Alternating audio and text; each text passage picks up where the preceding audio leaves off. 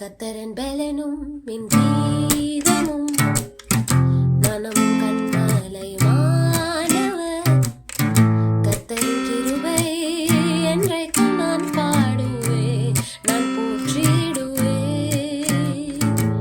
Hallelujah, hallelujah, hallelujah, hallelujah, hallelujah, hallelujah, hallelujah. Praise the Lord. கர்த்தரும் இரட்சகருமாகிய இயேசு கிறிஸ்துவின் நாமத்தில் உங்கள் யாவருக்கும் என் அன்பின் வாழ்த்துக்கள். பிரியமானவர்களே, ஒவ்வொரு நாளும் தேவனுடைய வார்த்தையை நாம் தியானிக்கிறோம். அந்த வார்த்தைகள் நாம் தியானிக்கும் போது என்ன நடக்கிறது? அந்த வார்த்தைகள் நம்மை வாழ வைக்கிறது. இயேசு இரட்சகர் சொன்னார், மனுஷன் அப்பத்தினால் மாத்திரமல்ல, தேவனுடைய வாயிலிருந்து புறப்படுகிற ஒவ்வொரு வார்த்தையினாலும் பிழைப்பான்.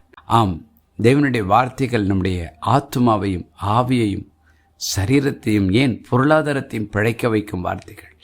ஆகவே தான் இயேசு இரட்சகர் சொன்னார், என் வார்த்தைகள் வெறுமனே திரும்பாது, நான் சொன்னதை செய்து திரும்பும். ஆகவே தேவனுடைய கிருபைகளை உணர்ந்து கொள்ள வார்த்தையை பெற்றுக்கொள்வதும் வார்த்தைகளால் கர்த்தரை மகிமைப்படுத்துவதும் மிக மிக மிக முக்கியமானது. பிரியமானவர்களே, 89ஆம் சங்கீதம் 1ஆம் வசனம் இப்படியாய் சொல்கிறது, கர்த்தரின் கிருபைகளை என்றென்றைக்கும் பாடுவேன், உமது உண்மையை தலைமுறை தலைமுறையாக என் வாயினால் அறிவிப்பேன். Psalm 89:1. I will sing of the mercies of the Lord forever. With my mouth will I make known your faithfulness to all generations. பாருங்கள், தேவனுடைய பிள்ளைகளின் வாழ்க்கையில் இருக்க வேண்டியது தேவனிடத்திலிருந்து பெற்றுக்கொண்ட கிருபைகளை என்றென்றைக்கும் பாடும் ஒரு வாழ்க்கை. எல்லா சூழ்நிலைகளையும் தேவனிடத்திலிருந்து பெற்றுக்கொண்ட கிருபைகளை நினைத்து உணர்ந்து நன்றியோடு பாடும் பாட்டு. அநேக நேரங்களில் நாம் தேவனுடைய கிருபைகளை உணர்ந்து கொள்வதில்லை. தேவன் எனக்கு ஒன்றும் செய்யவில்லை என்ற பல நேரம் புலம்புகிறோம். ஆனால் தேவனுடைய வார்த்தை சொல்லுகிறது, யார் ஞானவான்களாம்?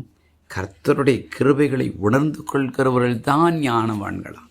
107ஆம் சங்கீதம் 43ஆம் வசனம் எப்படியாய் சொல்லுகிறது, எவன் ஞானமுள்ளவனோ அவன் இவைகளை கவனிக்க கடவன். ஞானவான்கள் கர்த்தருடைய கிருபைகளை உணர்ந்து கொள்வார்கள். Psalm 107:43. Whoever is wise will observe these things, and they will understand the loving kindness of the Lord. பாருங்கள், தேவனுடைய கிருபைகளை உணர்ந்து கொள்கிறவர்கள் தான் ஞானவான்கள். உணர்ந்து கொண்டவர்கள் அந்த கிருபைகளை பாடுவார்கள். இன்றைக்கும் கூட ஆண்டவரே, நம்ம ஒவ்வொரு இடத்துல எதிர்பார்க்கிற ஒரு காரியம், நான் என் பிள்ளைகளின் வாழ்க்கையில் அருளுகிற கிருபைகளை அவர்கள் உணர்ந்து கொள்ள வேண்டும். தேவனுடைய கிருபைகளை நாம் உணர்ந்து கொண்டால் போதும். பிரியமானவர்கள், நம்முடைய உள்ளத்தில் ஒரு பெரிய சந்தோஷம் வரும், சமாதானம் வரும், தேவன் என்னோடு இருக்கிறார் என்கிற விசுவாசம் வரும். ஆகவே கிருபைகளை உணர்ந்து கொள்வோம். தாயின் வயிற்றில் தோன்றினது முதல் என்னால் மட்டும் அவர் நம்மேல் பாராட்டின கிருபை மிக மிக பெரியது. ஆகவே தான் பக்தனாகிய தாவீது தேவனுடைய கிருபையை நினைத்து நினைத்து பாடல்களை பாடி கர்த்தரை மனதார துதிக்கிறார். பாருங்கள், 27ஆம் சங்கீதத்தில் சொல்கிறார், கர்த்தரின் வெளிச்சம், என் ரட்சிப்பு, என் ஜீவனின் பலன். இப்படி கர்த்தர் என் பலன் என்று பல பல காரியங்களை சொல்லி கர்த்தருடைய கிருபைகளை உணர்ந்து கொள்கிறார்.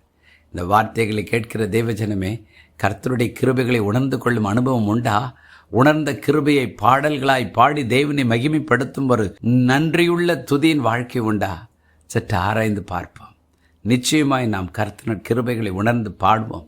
நம்மை அறியாமலே அவருடைய கிருபை நம்மை நாளுக்கு நாள் சூழ்ந்து கொண்டு நம்மை ஆசீர்வதிக்கும். ஜெபம் பண்ணுவோமா?